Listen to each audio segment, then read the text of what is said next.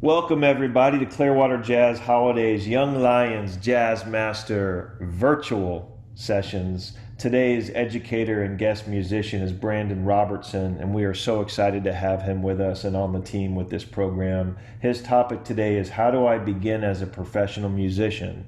And we thought that was a great place for him to start with his background and experience. And he's going to be back with us for a few other sessions as we go along, particularly focused on bass. Participants are muted during these sessions for the courtesy of the session, but we're recording these for the purposes of Clearwater Jazz Holiday's education and outreach. If you have specific questions, we will get to those questions. You can use the chat feature or the raise your hand feature to ask the question, and I'm going to do my best to help get those questions to Brandon as we go along, and we can even unmute you if you want to have a conversation with us as we get into the session today. If you have any feedback for us, or if you have a specific topic you'd like for the Jazz Holiday Foundation to cover in these sessions, please email us at info@clearwaterjazz.com. Your feedback is really appreciated. If you want to go to Clearwater Jazz's education and outreach page at clearwaterjazz.com/education, you're going to see all of these upcoming sessions. There are links to session recaps, to sessions that you might have missed, and session materials, and in some cases links to recommended listening, which is really neat. And if you want to see all of these upcoming sessions, go there. They have the Zoom links to join each session, and we hope you continue with us. Let me tell you a little bit about Brandon before I turn it over to him. Brandon Robertson is an Emmy-nominated music director, professional upright electric bassist, composer, and music educator, originally from Tampa. He completed his Bachelor of Arts in Music from Florida State University in 2009 and a Master of Music and Jazz Studies in the spring of 2016. Currently, Brandon is the Director of Jazz Studies and Director of the Florida Gulf Coast University Basketball Band at Florida Gulf Coast University in Fort Myers, Florida. He is an honorary member of the Kappa Kappa Psi Mu Upsilon chapter at Florida Gulf Coast University. In 2018, Brandon was nominated for an Emmy Award for Best Documentary for Educational Collegiate Programs featuring Florida Gulf Coast University Jazz Ensemble. As a prominent band leader, Brandon has taken his band on multiple national tours, headlining at some of the top jazz venues in the country. And to add to this impressive resume, Brandon has performed with many notable acts such as the world-famous Count Basie Orchestra led by director Scotty Barnhart, vocalist Carmen Bradford, Jason Marsalis, Marcus Roberts, Marty Morell, and the list goes on and on. He's really had some wonderful experiences. Brandon has been featured as a performer and band leader at various national jazz festivals too, and we hope to kind of rope him further into the Clearwater Jazz Holiday community as we go along together, and I have no doubt he'll be hanging with us. So Brandon, it's a great pleasure to have you with Clearwater Jazz Holiday's Young Lions Jazz Master virtual sessions. The stage is all yours, my friend. Thanks for being with us. Yes, thank you, Steve, and thank you to the board members and the foundation for allowing this platform for the local musicians and other musicians around the state who are contributing to this. So this is a very neat platform that you guys have set up. So I'm just grateful that y'all have invited me on to give my 2 cents, and I'm happy to be here. So today's topic is a topic that I get asked a lot at my shows. Usually when I do either clinics at high schools, I have a lot of students that'll come up to me and they'll ask me, it's the same question across the board. They'll ask me, how did you become a musician, a professional musician? How did you get to where you are? And it's not an easy answer to display sometimes, because when you think about the roadmap that musicians take, it varies. A lot of musicians go different avenues and they'll navigate through different channels to get to where they're eventually where they want to end up. And as for me and my experiences, it all started for me in high school. Like Steve mentioned earlier, I'm originally a native from Tampa, Florida. So I'm born and raised in Tampa. I went to high school at Blake High School. So if anyone knows where Blake High School is in Tampa, and I was very fortunate that my band director at the time, Robert Griffin, he exposed me to a whole literature of various music my freshman year in high school, particularly jazz. And he was the person who introduced me to jazz and who gave me my very first record, which was Miles Davis' Kind of Blue, which is kind of like the rite of passage record that most teachers give their students right off the bat when they want to learn how to play jazz. But the question that I wanted to start off with, and this is a question that I pose just as a rhetorical question, but how do you even come about thinking of going down a route to be a musician? Like, what gets you there? And so the first question, or I have 10 points that I'm going to go across today. And during these 10 points, I'll kind of elaborate on each area and where I want to go with this. So the first point is, what kind of musician do you want to be? And that's the most important question you have to ask yourself as a young professional player. Even if you start off in your high school band, whether it's marching band or jazz ensemble, concert band, whatever, that is a gig. And what I mean by that is you're starting to develop your personal chops, your personal playing. You're trying to develop who you are as a person, but the first question you have to ask is, what kind of musician do I want to be? Do I want to be a studio musician? Do I want to be a on-the-road musician? Do I want to only be a composer who is a songwriter who only writes music for other musicians? And at the high school, and when you're in high school, it's very hard to sometimes to conceptualize that, because you're just trying to figure out life. You're still trying to figure out how to navigate through your classes, and you're still learning things about yourself that interest you. So my experience is what Mr. Griffin did. He asked me that question my sophomore year. He said, "Brandon, what kind of musician do you want to be?" I said, "Well, I want to play bass." Now that's the most generic answer you can give to anybody, but he wanted me to go a little further with that. He said, "Well, what kind of musician do you want to be when you decide that this is the career that you want to take? Do you want to be a solo act? Would you rather be a sideman?" These are terms that I didn't know. I didn't understand what he meant by those. So the first step is seeking out other musicians that you have an interest in. So what I did was I started to write down the names of my favorite artists. And at the time, it wasn't jazz artists, because I didn't know that I was going to end up going through jazz. But I was listening to it, and I was in the jazz ensemble in high school. And I wrote down all of my favorite artists: Stevie Wonder, the Gap Band. I remember growing up listening to Tupac and just random various artists. And then Mr. Griffin said, "Well, now that you have this list of musicians that you like, do you fit in any of those categories? Do you feel that you can fit in any of those categories that these musicians are currently at?" And well, I said, "Well, I don't think I want to be a rapper." So I don't think that would work. I don't know if I just want to be a sideman, because at the time I was really into bass. I mean, really am into bass, but I was really, really, really into bass. Like I just knew I wanted to play bass. So I decided that I said, I want to be my own musician. I want to be kind of a solo act. So then the second point that he brought to me was, who are the artists that you like to listen to that are like-minded in the area that you're trying to go to?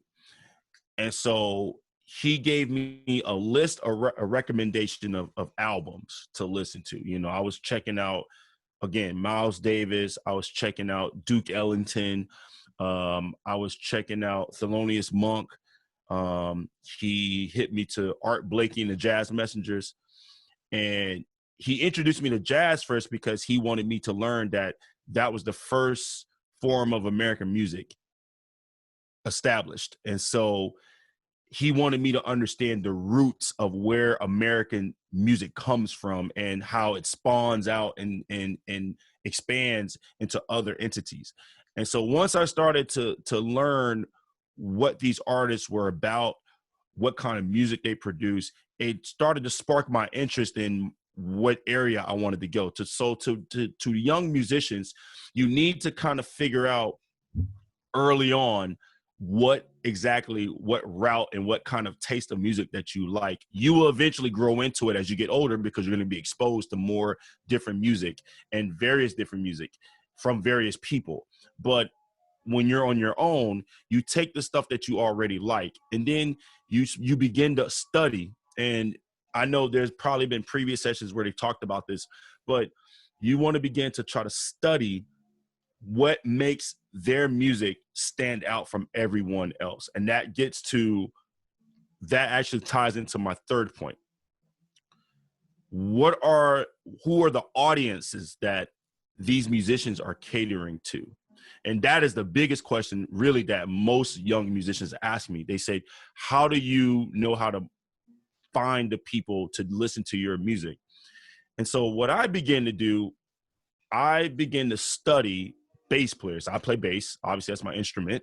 And I began to study my favorite bass players. So at the time, I got introduced to a very young bass player who was on the scene coming out of the 90s, who just exploded on the scene and just started taking over. His name is Christian McBride. And Christian McBride was kind of my model because he was young. You know, I would presume maybe at least 10 to 15 years older than me. And so he was in an age bracket where it was like, okay, this guy's young. He's playing bass. He sounds really good. And he's playing all kind of bass, not just jazz, but pop, blues, funk. I mean, he was doing it all. So that right there resonated to me. So to younger musicians, find an artist that you can have an attachment to, that at least is a model.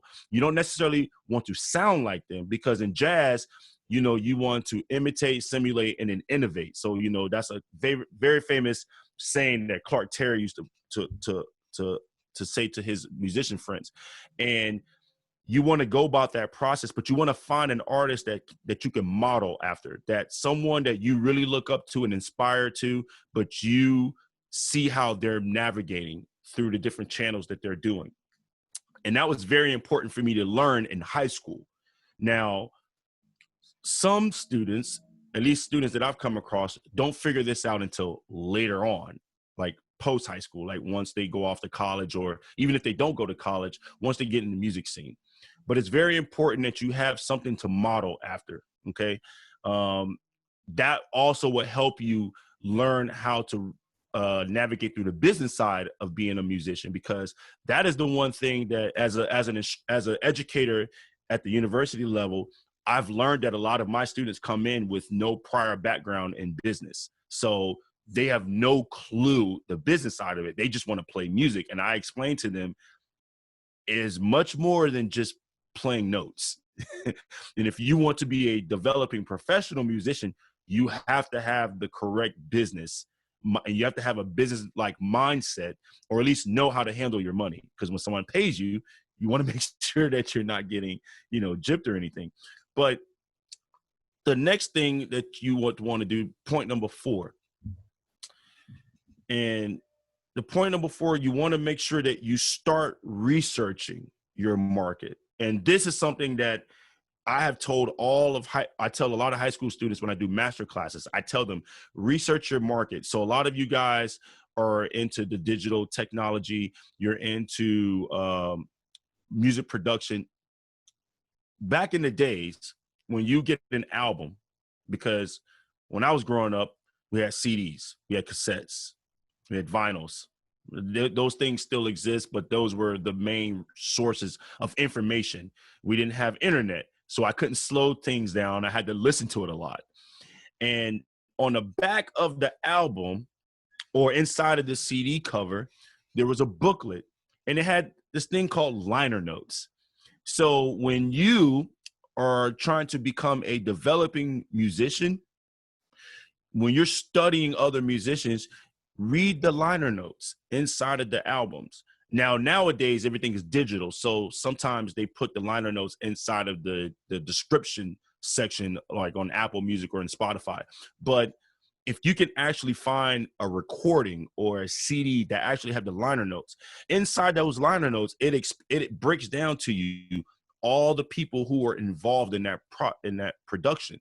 So you get to see who the engineer was. You get to see who the personnel is. You get to see where they recorded, when they recorded, what kind of audio equipment did they use. They list that all that information inside of the liner notes. And what I used to do is I used to take those liner notes and I would research the players that were on the record. And then I would find one song or album that I liked from those particular artists. And what it started to do was it started to expand my library. And that was a cultivating experience for me in high school to start learning how to do that, because then I started to figure out what kind of music I was into. And I think a lot of young musicians sometimes struggle with figuring out, well, what am I exactly into? Because your peers are listening to different kind of music. So your peers are the ones that are exposing you to a lot of different things. And what I liked about doing that process was by the time I got to college, I had a basis of what kind of bass player I wanted to be and who I wanted to sound like. Not particularly sound like Christian McBride, but I wanted to emulate that sound because it was going to help me develop my sound. So I think with the first 4 points I just mentioned, if I had to lump that together, you want to figure out what your sound is like, what you want to sound like early on, because that's what people are going to gravitate to. What makes certain artists stick out from others is their sound. They have a distinct sound that makes them sound very authentic. And at the end of the day, if you're going to be a professional musician, you have to be as authentic as possible, because that's what people are going to gravitate to, that authenticity of who you are. They want to know who you are audibly without you having to speak. And that's what they're engaging in, and that's what they're listening to. So the point number 5. Now this is where most young musicians that I have encountered or have worked with struggle with. How to build a network.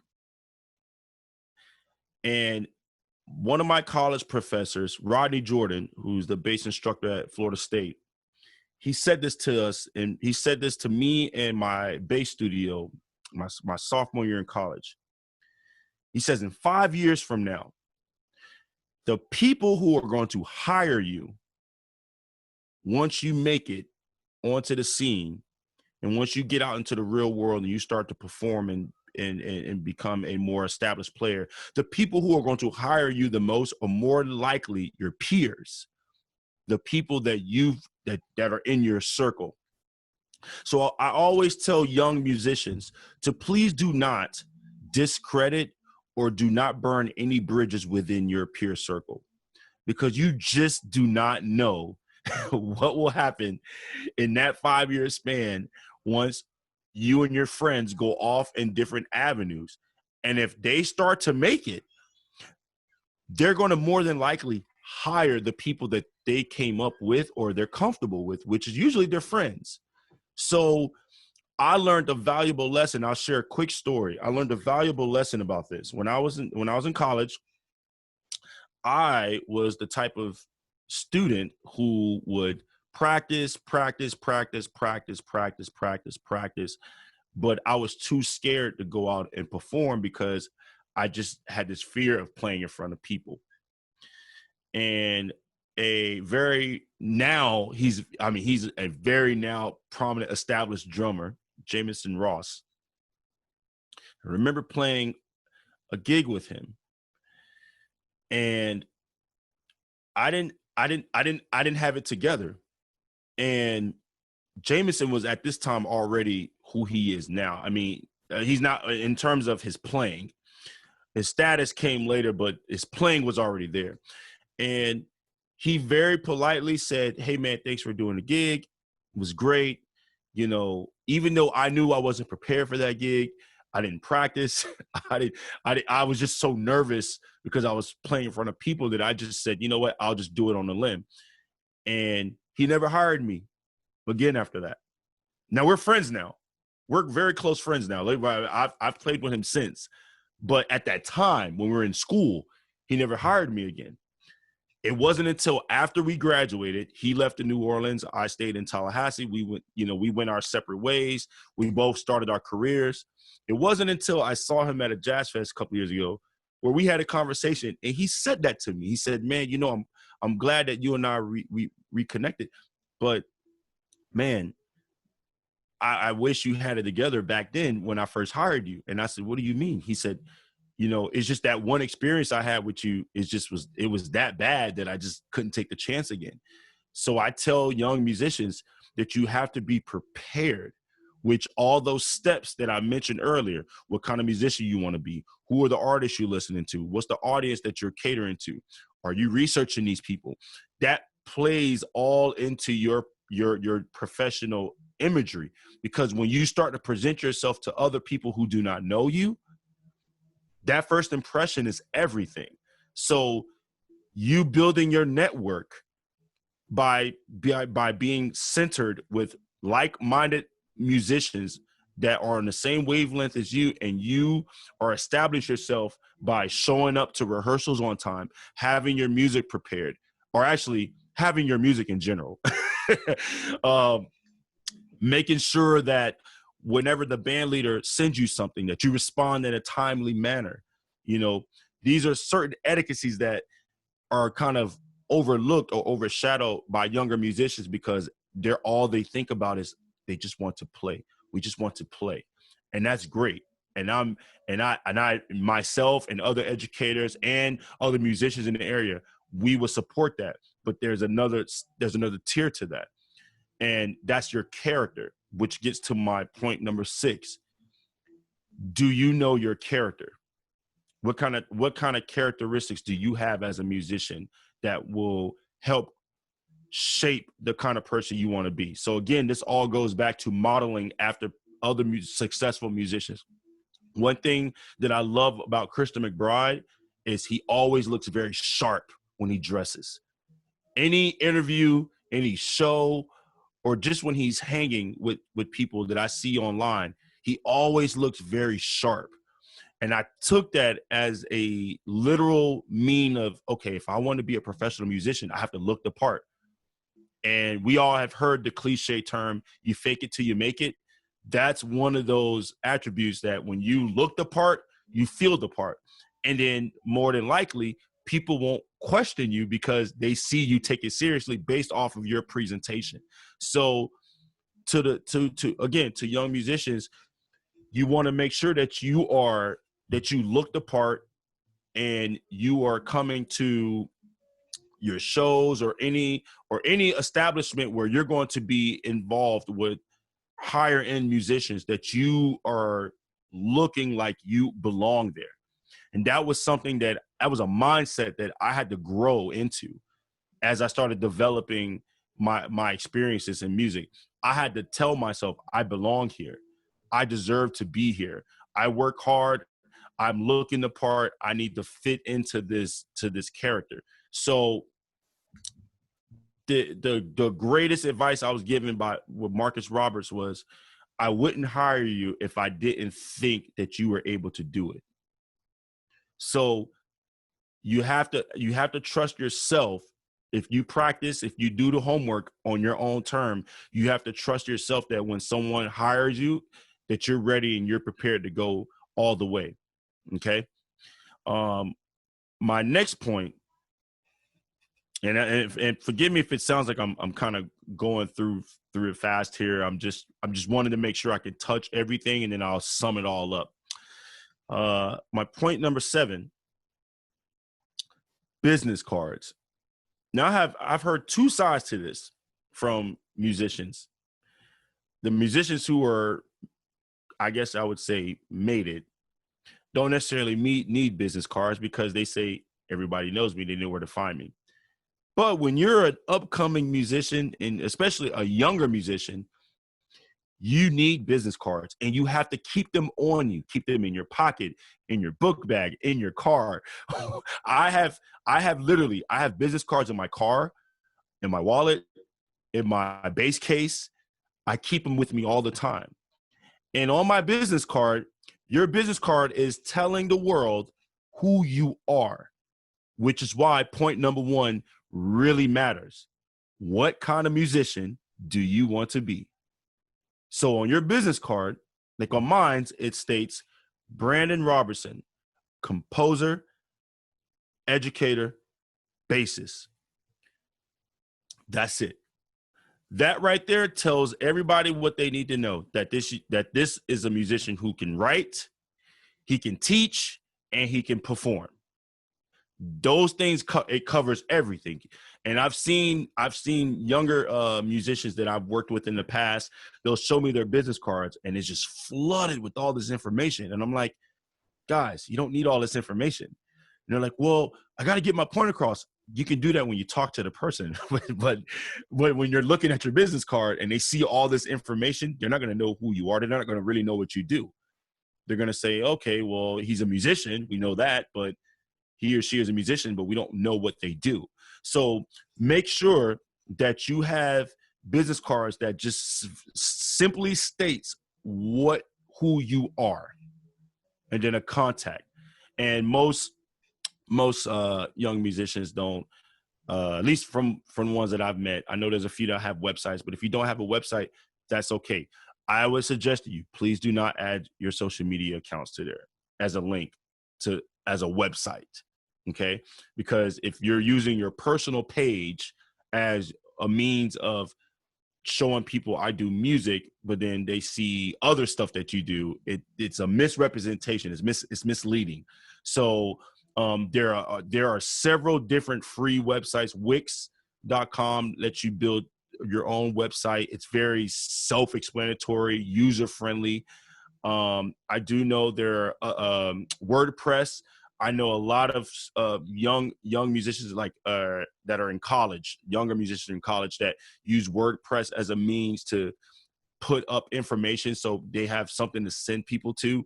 And if you don't necessarily have that, that's okay. No one is not going to not hire you because you don't have a website.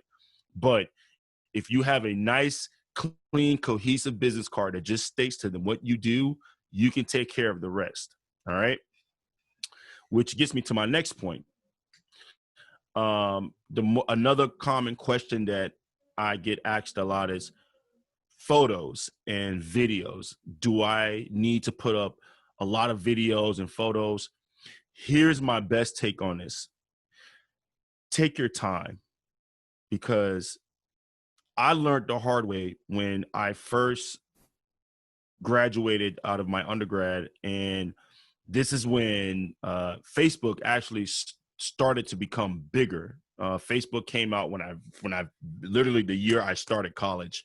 So it was only restricted for college students at that time. But then right around the end of my undergraduate studies, that's when Facebook became kind of more public and worldwide. And I made the mistake of trying to put up pictures of, I guess, like selfie shots, or I remember I had one where I was standing on top of my bass by the fountain at FSU, and it didn't, like, when I would tell people I was a musician, but they didn't get that picture, that view, when they saw my pictures and videos.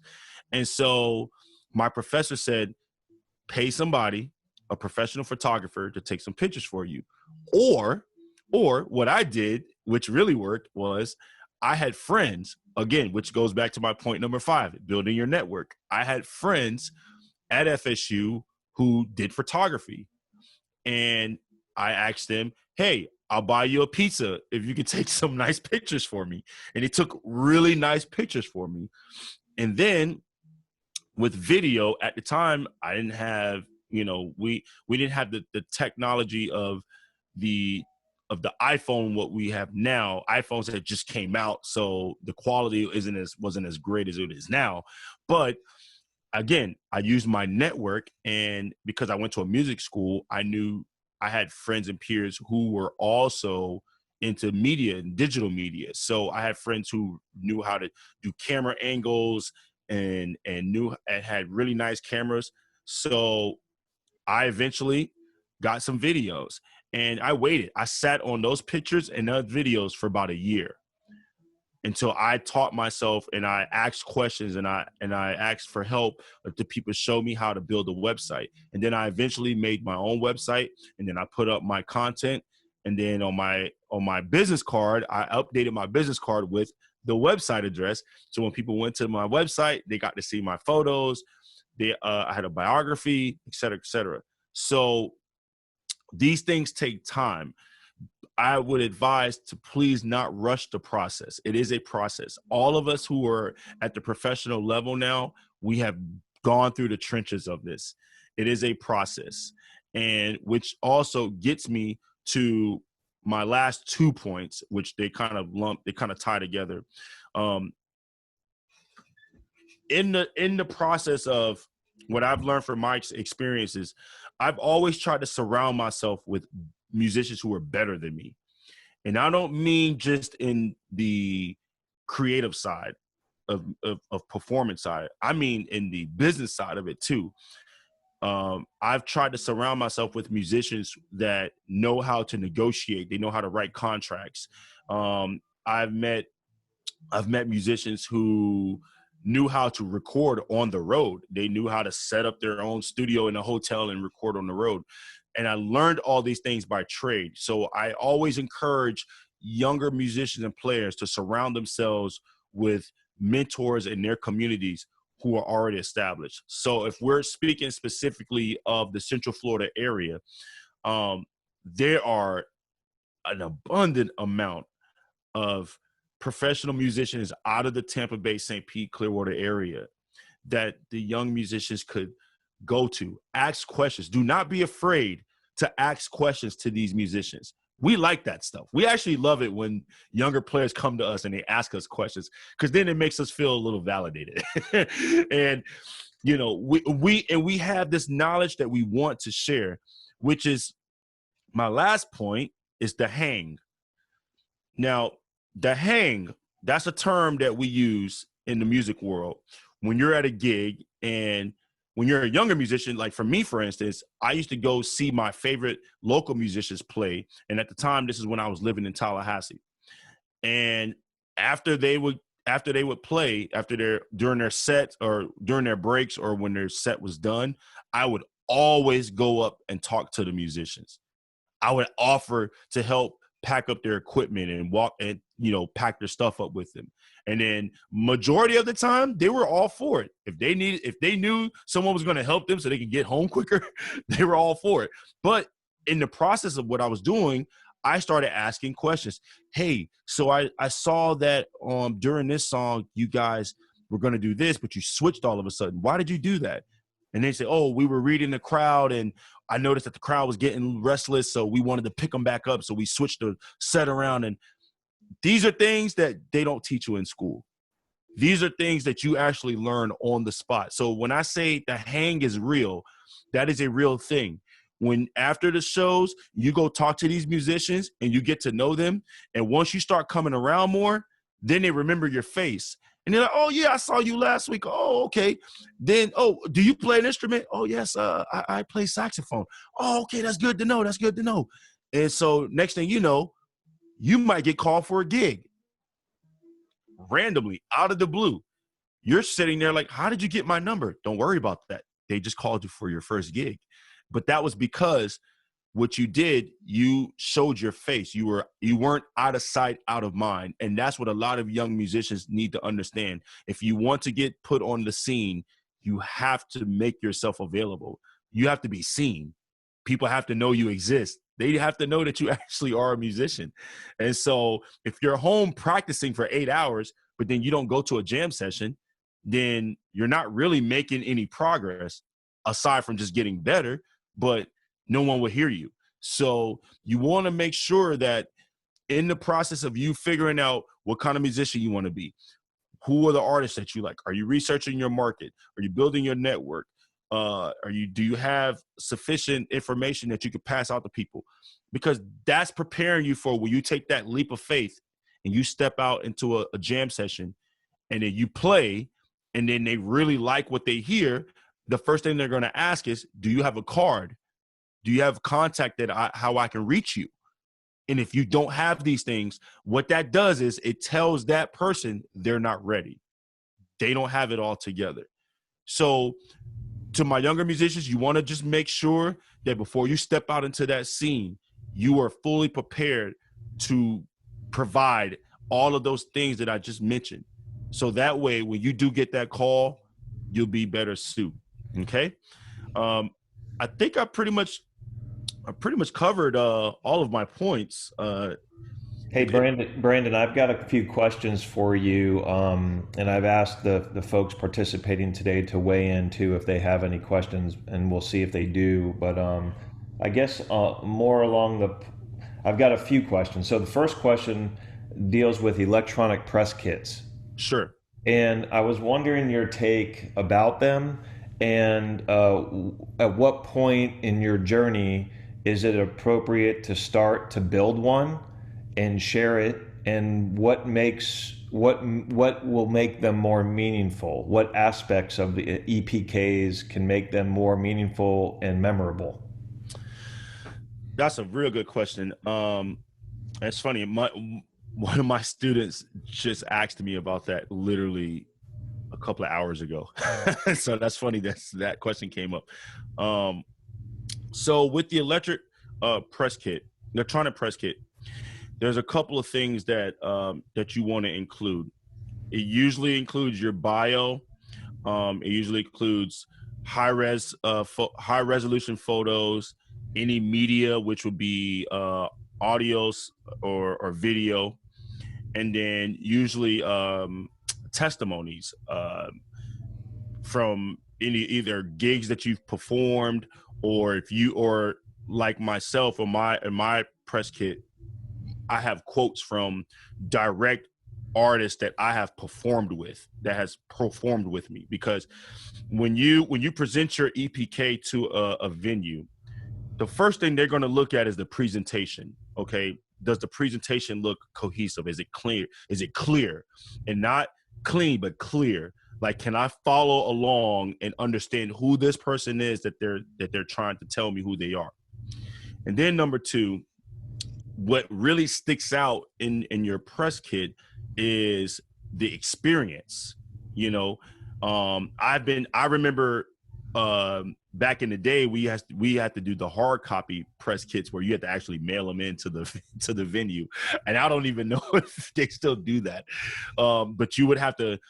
I would have to go to Kinko's. I would have to take a really nice picture, and then you have to put a very short blurb, which would be 4 to 5 sentences. You have to sum up who you are and what your band is in 4 or 5 sentences, and then you put your contact information, and then you stick a CD inside of it, and then you mail it off, and then you just hope that they call you back. So that was the difficulty back in the day of doing it that way, because you were playing Russian roulette with the venue, hoping that you would get a hit, but if not, then now you're out $16 from shipping because you just mailed off this press kit that they didn't care about. But now that you have an electronic press kit, I've been told from venues, and I've asked venues this, what are you looking for? So a lot of the times they'll say, well, we're looking for artists who can generate an audience, who can bring in people. So then what I would do is I'll say, okay, now that I know that in my press kit, I'll mention some of the notable acts that I've performed with, and I will get quotes from them. Because if these people are respected in the community, if a venue is looking at it and they say, oh, wow, like for instance, I have a quote from Scotty, from the Basie band when I performed with the Count Basie Orchestra. And I remember specifically getting hired for a gig because the first thing they read was, oh, he performed with the Count Basie Orchestra. And then there was a quote right under it from Scotty saying that Brandon did a fantastic job with our band, da da da da da, and that was it. That was my foot in the door. So the information that you want to provide is you want to provide all the information that's going to make that venue take an interest. So in your description, you want to make sure that you have clear, high resolution photos. You want to also make sure you have testimonies, and then afterwards, you want to put it together in a way where when you send it off, if you're going to send it off email, you want to write in that email very shortly, just give a brief introduction of who you are, submit your EPK, and then you thank them for your consideration. And most of the time, if it's a short email, if they can read it within 2 minutes, you'll get a response back. I've just learned over time that if I write this elongated email trying to tell them who I am, they're just going to bypass it. They're not even going to think twice about it. So what are your thoughts, Brandon, on following up to emails that don't get an immediate response? Do you give advice to students and young up and coming professionals about sort of the balance of persistence and timing? Yes. Okay. So there is a etiquette of when you're supposed to respond. I'm maybe because I'm old school and I had to learn the hard way, which was great for me. Back in the day, you had to pick up the phone and actually call the venue, and you had to ask for the booking agent or whoever was in charge of music. And most of the time, if you sat there on the phone with them and you didn't know how to respond to them, they'd say, "Thank you for your time, not interested." So I got more no's than yes at the very beginning of my career. But I learned over time that the more I started to condense my emails down, the quicker my responses were coming back. So to answer that question directly, give it about a week. You got to give them time to A, open up the email, B, take the time to look at your EPK, C, consider if they are interested or not. And if they are, and if it's something that they like right off the bat, you'll hear from them within 48 hours, maybe 72 hours. But I would say give it about a week. And when you do send the email, in the subject line, I always put my name and follow up. And that's all I put. I just put my name, Brandon Robertson - follow up. And then I'll say, "Hi, so-and-so and so. This is Brandon Robertson. I emailed you last week my electronic press kit inquiring booking at this event. Always, and that's what the other thing too. I'm going to add this to tie that in there. Always add specific dates. Give them dates. Do not vaguely say, I am available in June. Don't do that. You give them if you give them specific dates, you'll get a much quicker response. Because then if they respond back and they like you, but they say, hey, we don't have this date, but we have this date open. Are you willing to take this? So that's how it reverses. So to answer that person's question, when you follow up, always make sure prior to you sending that email that you add in specific dates. And then when you do the follow-up, you say, hey, I'm inquiring these dates. Let's say we're in June now. So let's say June 10th and 11th.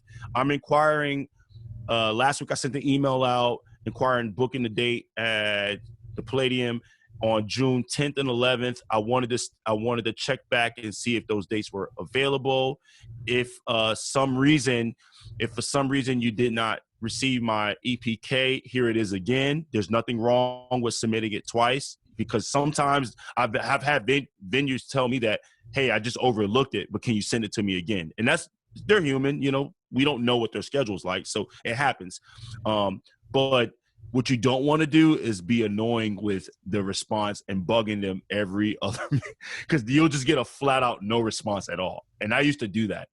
I used to always do that. And I used to always call and say, hi, I want to speak to venue person, a booking person, and I'm just checking to see if they're available. And most of the time, I don't get an answer. Okay, so you give it about a week. And when you do that email, make it short. Do not elongate it. Just say, I'm just checking back to see if you received my email. Again, here's my press kit. Here are the dates. Thank you very much. And then more than likely, you will get a response.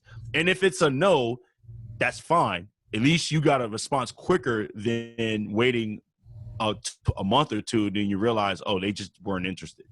Yeah, I think that's a really great feedback, Brandon. It's interesting too from a promoter standpoint. For instance, Clearwater Jazz Holiday gets hundreds of submissions for its festival, and those dates are the third weekend of every October. And so everyone knows what those dates are, but in the follow up is key because many times you can't respond to everybody, and following up keeps you fresh on the radar, and also showing your sensitivity, trying to understand from the promoter what is their timing with their booking process. And that's something maybe you can also ask and touch on in your email, so then it creates an expectation of when you would follow up. For instance, if the promoter focuses on headliners first, and they focus on those, and regional or local support acts come at a certain point later in the year, well then and you can try to target as to the more appropriate time that you could follow up with them or expect to hear from them. And so that's just something else I would add. But one of the things you said to me also on your point 8 and 9 got me thinking about mentorship. When you were talking about hanging at jam sessions and looking for more established musicians, how important has mentorship been along your journey?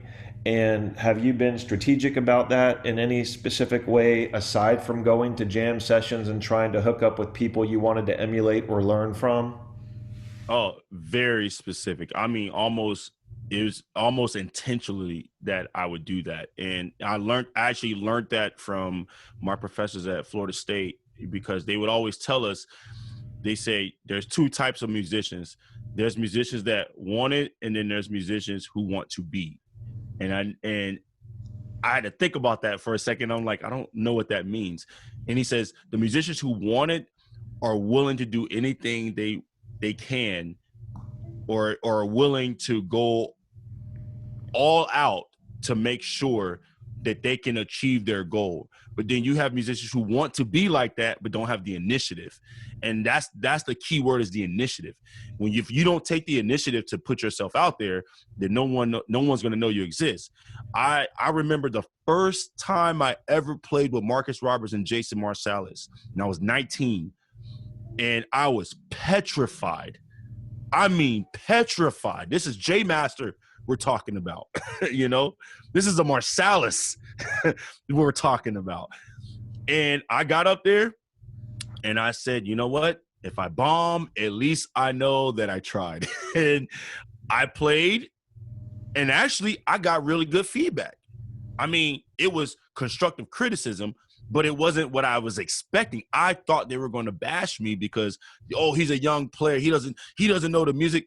They know that. They know that from my youthfulness. They know I'm pretty naive to a lot of things. But what Marcus said that he liked was, he said, I like the initiative in your playing. I like that you was going for it. You were messing up all over the place, but I can see you trying. You're going for it. And I appreciate that. And then Jason says, well, Brandon, I'm gonna work with you. I'm gonna tell you what you do. You gotta do this and do this, and you do this. And I say, okay. And then I would do it. And then next time they heard me, they say, oh, I can tell you did what I told you, or what I suggested for you to try out. That's what I meant by the hang, is the older musicians that I was able to experience and work with. I did that on purpose because I knew I wanted to be in that scene. I would not to say, to glorify like, oh yes, now I made it, I'm a big time bass player. It wasn't that. It was, these guys are legit, not only better than me, but they're really good. So why wouldn't I want to be around people like that, And there's just some musicians, young musicians, who get intimidated by that. They think that the older musicians are going to put them down or belittle them, and that's not the case at all. They might tell you the truth very bluntly, but if they do that, that means they actually see something in you that they care about, that they see the potential. And every older musician that had ever said something to me always said something directly with an intent.